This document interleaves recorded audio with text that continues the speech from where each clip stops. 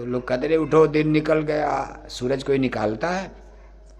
कोई राजा महाराजा सूरज को चला रहे हैं? अमेरिका लंदन चला रहा?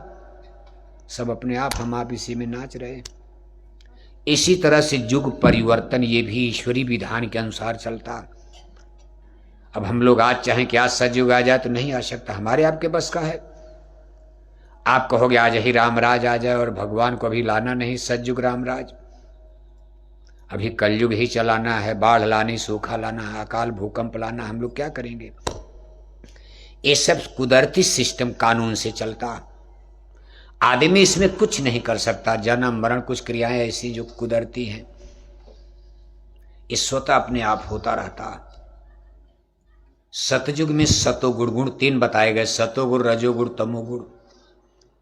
जब सतयुग आता है, जब उसका समय आएगा, तो आदमी की बुद्धि सतोगुण, आदमी तो है, शरीर वही रहेगी, क्या बदल जाएगा? आदमी का गुण बदल जाएगा, यानी ये बुद्धि सतोगुणी हो जाएगी। अपने आप लोग शाकाहारी हो जाएंगे, मांस देख करके घृणा हो जाएगी। अरे मांस, हड्डी, चमड़ा कौन है? आंखें बिल्कुल शुद्ध हो जाती हैं, आंखों में मां बहन बेटी की पहचान आ जाती है। सतयुग सब जोगी विज्ञानी, कर हर ध्यान तरह भव प्राणी।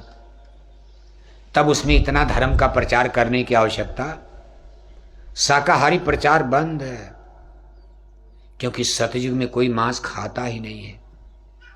जब भी सतयुग आएगा, धरती पर कोई मनुष्य मांस नहीं खाता, कोई शराब नहीं पीता, सतयुग में कोई झूठ नहीं बोलता, कोई धोखा नहीं देता।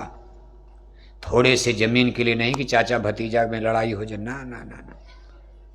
उस समय युद्ध का नाम नहीं रहता धरती पर। सतयुग सब जोगी विज्ञानी, कर हर ध्यान तरह भव प्राणी। सबके अंदर इतना विवेक जाग जाता, लोग भजन में लग जाते हैं, भजन में। इन्हीं भाव सागर तरने की नीयत बन जाती है। लोगों की बुद्धि इस तरह से बन जाती, लोग सोचने लगते यार दुनिया में रहकर क्या किया जाएगा। मान लो बहुत ज्यादा धन दौलत भी कमा के रख लेंगे, कल मर जाएंगे, क्या जाना है। अब यही दिमाग है, देखो बदल जाता, सोचने लगता कि यार छोड़ो, भगवान को पाया जाए, मोक्ष मुक्ति पाया जाए, मानव जन्म मिला, बड़े भाग मानुष तन पावा। इसमें बहुत तब कथा उथा सत्संग उत्संग नहीं सुनाना पड़ता। बस अपने आप स्वतः दुनिया में ऐसे गुणधारी लोग, इसका ऐसा लोगों में विवेक ज्ञान पैदा होने लगता। आप कहोगे महाराज सब लोग पूजे पाठ धर्म कर्म नाम कमाई शब्द कमाई, अपनी आत्मा के कल्याण के चक्र दुनिया का काम कैसे चलता? तो रोटी वोटी कपड़ा मकान ये भी चलता है, लेकिन इसमें कम समय में काम बन जाता। ये धरती माता सोना उगलने लगती हैं। एक बार किसान खेत में फसल बोता है तो कई बार उसको काटता है। जैसे गन्ना होता, देख तो आप, एक बार गन्ना बो करके किसान लोग 2-3 बार काटते हैं। उस समय में सतयुग में एक बार अगर किसान ने खेत की बुआई कर दिया तो दर्जनों बार, कई साल तक आप, जैसे घास फूस होती, घास फूस कोई बोता है, अपने आप जम गई, अपने आप आपने काट दिया फिर जम गई। ऐसे जितने अनाज फल सब्जी, ये पेड़ पौधे फलों से लदे रहते। तब राजस्थान में बबूल का कांटा नहीं, आम के पेड़ नजर आते हैं, आम जामुन तमाम, अमरूद, ये तमाम फल। चूंकि लोग शाकाहारी हैं, फल से ही काम चल जाएगा। दूध दही मक्खन घी से भी काम, उसमें भोजन सूक्ष्म होता है, उसमें प्राण की धार हड्डी में चली जाती है, इसलिए भोजन सूक्ष्म। अगर थोड़ा और मेहनत किया, केवल पानी पीकर ही काम चल जाता। कभी कभी तो लोग हवा से ही, हवा का सेवन करके, जैसे ऋषि मुनि प्राणापान वायु को रोकते हैं, प्राणायाम क्रिया करते, ऐसे समाधि लगाकर जंगल में बैठ गए। उनका टारगेट है 100 साल का। अब 100 साल उनको उठना नहीं, ऐसे बैठ के बताओ आप। अब 100 साल उनको न भोजन करना है, न पानी पीना है, न टट्टी, न पेशाब। आज के समय में तो आपको 2 टाइम भोजन न मिले तो आप पागल हो जाओगे, कहोगे भूखे भजन न होय गोपाला, ये ले लो अपना कंठी मार। लेकिन उस जमाने में हजार हजार बरस, इतिहास पढ़ते हो ना, वाल्मीकि जी का नाम, वाल्मीकि जी तो त्रेता में हुए, त्रेता युग में भी देखो 5000 बरस ऐसे बैठे हैं, शरीर में चींटी लग गए, दीमक लग गए, हड्डी पड़ी है। वाल्मीकि माने चींटी दीमक होता। अब वो लोग 5000 बरस खाते क्या थे? केवल ऑक्सीजन। अभी गजब का विज्ञान है, फिजिक्स केमिस्ट्री से समझ में नहीं आएगा, केवल हवा से कैसे जिंदा रहते थे। आज आदमी इतनी टॉनिक विटामिन, दिन भर बकरी की तरह कुचुर कुचुर कुचुर कुचुर खाना, सुबह से लेकर शाम तक जलेबी, कचौड़ी, पकौड़ी, समोसा सब कुछ खा रहे, लेकिन फिर भी शरीर नहीं बच रहा। कोई शुगर का मरीज, कोई बवासीर का, कोई भूखंदर का, किसी की बीपी हाई हो रही, लो हो रही। यही भोजन ही बीमारियों का कारण बन गया। जितना किस्म किस्म का भोजन शरीर में डालोगे, ये सब जाकर के पेट में सड़ेगा, रिएक्शन करता। अब आप तो जवान के टोस्ट पर खाते हो, आपको क्या पता पेट में क्या हो। पेट देवता क्या कह रहे हैं? पेट कह रहा मत खाओ मत खाओ, लेकिन सामने रसगुल्ला आ गया, जवान करे मारो, गप गप 2 रसगुल्ला मार लिया, सुबह शुगर तो बढ़ ही जाएगा। आपको जबान की मां को ठुकराना पड़ेगा। भोजन तो पेट के अनुसार, भाई पचाना तो पेट को है, आपके सिस्टम को। मशीन पचाने वाली तो अंदर में है। अब यहाँ इच्छा नहीं करे थोड़ा सा खा लो, अब नहीं खाएंगे नहीं, किसी ने कहा रे थोड़ा सा खा लो, बड़ी अच्छी बाजरे की रोटी है। अब इधर तो आप सोच ही रहे थे कोई कह दे मार दे, हम भी एक दाल बाटी चूरमा थोड़ा सा मार दे तो रात भर में अपच हो जाएगा। अब वो लोग देखो उस समय की परिस्थिति क्या है, प्राण हड्डी में। अब कलयुग में प्राण अन्न में आ चुका, इसमें अन्न की आवश्यकता, लेकिन शोधकर्ता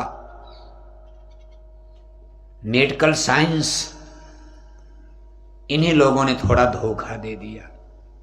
इन्होंने कहा ठीक है आपके भोजन में मांस भी आ सकता है, मछली में विटामिन डी, अंडा में विटामिन सी, मेडिकल साइंस। इस कलयुग में लंदन अमेरिका के वैज्ञानिकों ने, भारत के वैज्ञानिकों ने, शुरुआत तो लंदन अमेरिका से, ये जितना साइंस विज्ञान आप देख रहे हो सबका यूरोप में, अमेरिका में डेवलप हुआ। भारत इसमें बहुत, भारत तो तब गुलाम था जब साइंस की खोज हो रही थी, बिजली की खोज, रेलवे बन रही, हवाई जहाज बन रहे, भारत पर अंग्रेजों का राज। यही अंग्रेज, यही यूरोप वाले विज्ञान की खोज किए। बाद में अमेरिका आगे निकल गया, यूरोप पिछड़ गया। चूंकि अंग्रेज भारत में राज तब कर रहे थे, उधर विज्ञान आगे बढ़ रहा था यूरोप में। इन्हीं अंग्रेजों ने भारत में फिर रेलगाड़ी लाए, हवाई जहाज लाए, बंदरगाह बनवाए, बड़े बड़े नदियों पर पुल उल बनवा करके अंग्रेजों ने भारत में सब कुछ शुरू किया। लेकिन विज्ञान ये जो आप पढ़ रहे हो कि मछली में विटामिन डी है, अंडा में विटामिन सी, ठीक है कलयुग में भोजन जरूरी है। बिना अन्न के कोई साधु सन्यासी भी कलयुग में बहुत दिन नहीं चल पाएगा, क्योंकि अन्न में प्राण है। लेकिन सतयुग की परिस्थिति अलग थी, हड्डी में प्राण है, हड्डी जल्दी खत्म नहीं होगी, हड्डी में प्राण पड़ा हुआ। खून सूख गया, चमड़ी सूख गई, मांस के लोथड़े सूख गए, हड्डी में प्राण छिपा हुआ, इसलिए उनके शरीर में चींटी दीमक लग गए। लेकिन हड्डी खत्म नहीं हुई थी, इसके बाद उनका ब्रह्मांड खुल जाता, दिव्य चक्षु खुल जाता। दिव्य चक्षु, इसको अध्यात्मवाद यानी आत्मा की आंख। इसको भगवान श्री कृष्ण ने गीता में अर्जुन को ही समझाया। अर्जुन से उन्होंने कहा था कि अर्जुन, मैं इस ब्रह्मांड का सबसे पुराना पुरुष। जब अर्जुन इनकार कर रहे युद्ध को, भगवान के समझाते समझाते थक जाते, तब उन्होंने अपना परिचय कराना शुरू किया है। कहा अर्जुन आप हमको समझ नहीं रहे हो, अरे मैंने धरती पर धर्म की रक्षा के लिए जन्म लिया है। यदा यदा ही धर्मस्य ग्लानिर्भवति भारत अभ्युत्थानम अधर्मस्य तदात्मानं सृजाम्यहम् परित्राणाय साधूनां विनाशाय च दुष्कृतां धर्म संस्थापनार्थाय संभवामि युगे युगे। हे पार्थ बढ़ता पाप जब जब ग्लानि होती धर्म की, पड़ती जरूरत है मुझे निज जन्म लेकर कर्म की। हे अर्जुन, मैंने ये इसलिए जन्म नहीं लिया कि कौरवों को मार करके तुमको गद्दी दिला दे। ना ना ना ना, धर्म क्षेत्र कुरुक्षेत्र, ये धर्म क्षेत्र कुरुक्षेत्र सच चुका है। ये युद्ध धर्म के लिए लड़ा जा रहा अर्जुन। ये गद्दी कुर्सी से बहुत ऊपर जा चुका है मैटर। हे अर्जुन, ये युद्ध बिरले वीरों को क्षत्रियों को नसीब होता। तुम बड़े भाग्यशाली, राजा महाराजा तो बहुत हैं, लेकिन तुमको मैंने चुन लिया है। तुमसे बहुत बड़ा मैं काम करवाने जा रहा हूं। धर्म रक्षार्थाय, धर्म की रक्षा। और हे अर्जुन, मैंने इसीलिए धरती पर जन्म लिया है।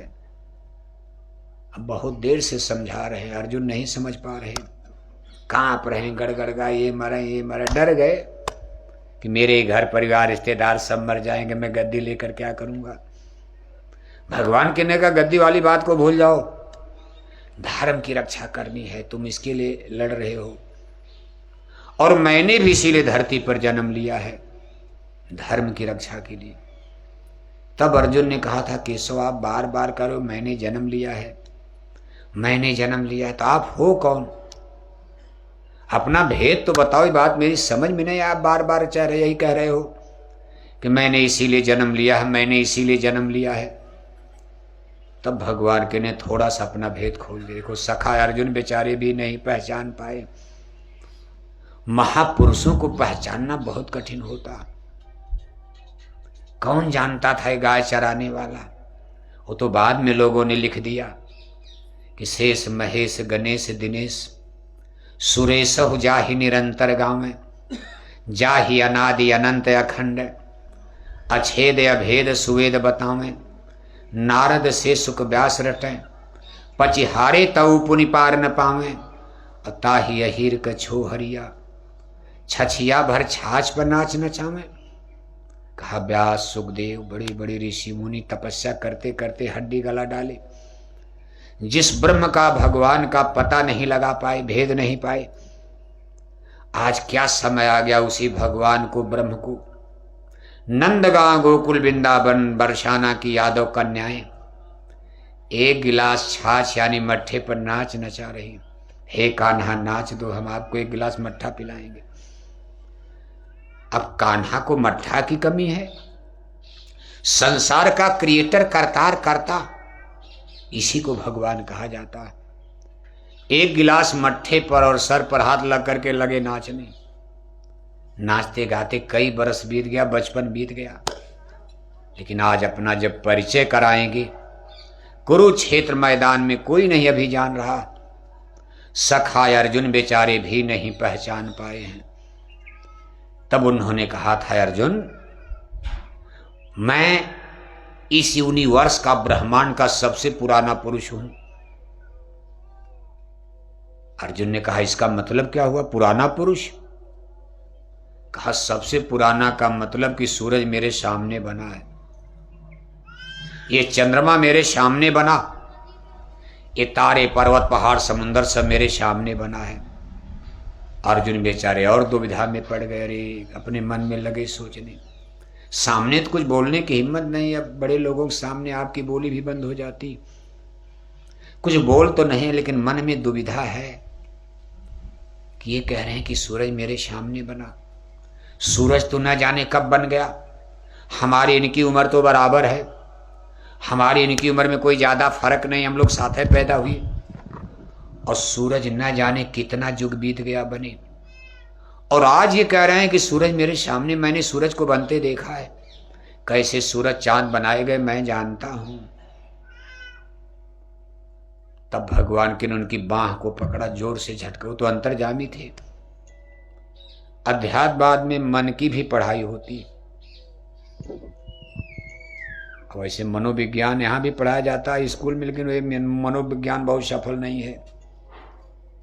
किसी के मन में क्या चल रहा है, अध्यात्मवाद की विद्या जान जाओगे तो आप तुरंत जाओ। उसको अंतर्जामी कहते। लोग कहते भाई अंतर्जामी है, आप सोच रहे हो तब तक वहां ऐसे करंट वाइब्रेशन होता है कि अरे देखो ये सोच रहा है, और महात्मा उसको बता देते, तब आदमी कहता भाई नहीं नहीं, बड़े भारी गुरु हैं, ज्ञानी हैं। भगवान श्री कृष्ण अंतर्जामी, उन्होंने जान लिया कि अर्जुन दुविधा में पड़ गए, मेरे ऊपर शंका कर रहे, मेरी बात का इनको पूरा भरोसा नहीं हो रहा, मुझको ये सोच रहे कि मनबड़ बोल रहे हैं। अपनी बड़ाई में बोल दिया मैंने सूरज को देखा